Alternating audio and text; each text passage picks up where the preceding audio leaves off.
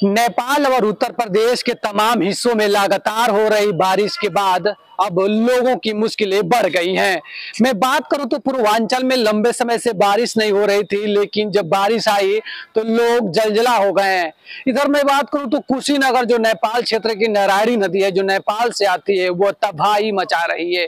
कुशीनगर जनपद के जो खड्डा क्षेत्र है उसमें कम से कम दर्जनों गांव बाढ़ क्षेत्र में आ गए हैं। दर्जनों गांव के लोग काफी प्रभावित हो गए हैं, क्योंकि जो नारायणी नदी है वो रौद्र रूप ले ली है। उसके रास्ते में जो आ रहा है उसे अपने में समेटते हुए चली जा रही है। इधर मैं बिहार की बात करूं तो बिहार के दर्जनों जनपद ऐसे हैं जो निचले इलाके में आते हैं, वो लोग पूरी तरह से जलमग्न हो गए हैं और काफी समस्या है। एक तरफ सरकार और एनडीआरएफ की टीम बचाव दल इन लोगों को बचाने में लगी हुई है, लेकिन दूसरी तरफ जो इधर तस्वीर चल रही है, तस्वीरों में देख सकते हैं कि यहाँ के किस तरह से लोग रहे, नदी का जो रूप है रौद्र रूप ले लिया और लोग किस तरह से परेशान हैं।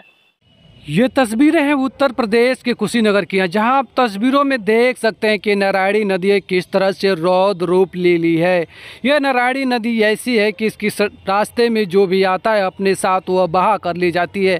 आपको बता दें कि नेपाल क्षेत्र में लगातार हो रही मूसलाधार बारिश की वजह से मैदानी क्षेत्रों में उसका असर देखने को मिल रहा है, जहाँ बिहार और उत्तर प्रदेश में सभी नदियाँ उफान पर हैं। और तस्वीरों में भी देख सकते हैं कि नारायणी नदी के प्रकोप से लोग परेशान है, क्योंकि ये इतनी स्पीड इसकी जलधारा है कि सामने आने वाले चाहे वो दीवार हो व चाहे सड़क पेड़ कुछ भी हो अपने साथ बहा कर ले जा रही है। यहाँ तक कि कई ग्राम पंचायतों में भी नारायणी नदी का पानी समा गया है। जैसे आप तस्वीरों में देख सकते हैं कि ग्रामीण कहीं आने जाने के लिए नाव का सहारा ले रहे हैं। वहीं ये कुशीनगर में तबाही मचा रही है। दर्जनों ग्राम पंचायत ऐसे हैं जहां ग्राम पंचायतों में पानी चला गया है। लोग छतों पर रहने के लिए मजबूर हैं। खाने पीने के लिए भी लोगों को काफ़ी समस्या हो गई है, जहां लोग अपने छतों पर आश्रय लिए हुए हैं। लेकिन लोगों का कहना है कि जहरीले जीवों का खतरा बढ़ गया है। सांप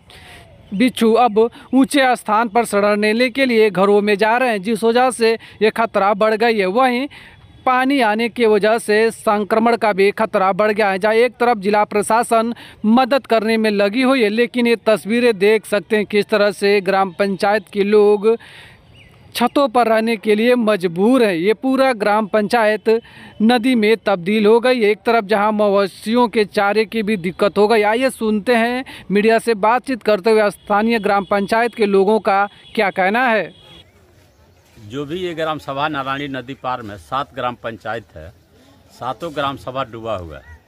तत्काल सरकार को चाहिए जो है उधर से जो है चिवड़ा मीठा की व्यवस्था करके तत्काल भेजे, कि ताकि लोगों को जो है खाने का जो है लोगों को जो है राहत मिले।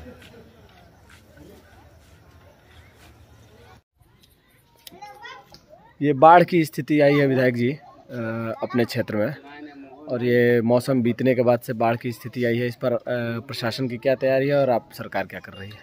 देखिए, अचानक लगभग 48 घंटे के अंदर 5.5 लाख क्यूसेक से अधिक पानी नदी के में आ गई, जिससे जलस्तर बढ़ा और हमारी कई ग्राम सभा जैसे हरिहरपुर, शिवपुर, मरचावा, उधर के सौगी बरवा, सालिकपुर, महदेवा, भगवानपुर के भी कुछ टोले, ऐसे तमाम गांव में पानी आ गए।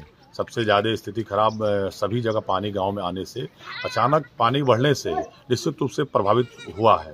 लेकिन प्रशासन की पूरी तैयारी है, सभी जगह खाने बनने प्रारंभ हो गए हैं और उम्मीद है कि पानी अब घटना भी शुरू हो गया है। अभी आज का सुबह का रिकॉर्ड है कि पानी 5 लाख से नीचे हो गया है। निश्चित रूप से प्रशासन पूरी तैयार है और मुस्तैदी से सभी हमारा जिला प्रशासन, हम सब लोग मिलकर ये जो एक बाढ़ की स्थिति बनी हुई है, इससे जल्द हम लोग उठ पा जाएंगे, निजात पा जाएंगे। देखिए, ग्राम सभा भगवानपुर में हमारे ये रात 3 बजे से ही बारिश का ये जो नदी का पानी बढ़ा है उससे पूरा जल जमा हो गया है। घर में खाना वगैरह कुछ नहीं बन पाया है। रात से ही बहुत लोग, सारे लोग जो है भूखे हैं और बड़ी परेशानियां झेलनी पड़ रही है। तमाम जो भी गाय भैंस चौआ चापर जो भी लोग हैं उनका बड़ी समस्या है, लेकिन अब उसी में अपना जीवन यापन किया जा रहा है। क्या करे कोई। क्या नाम है?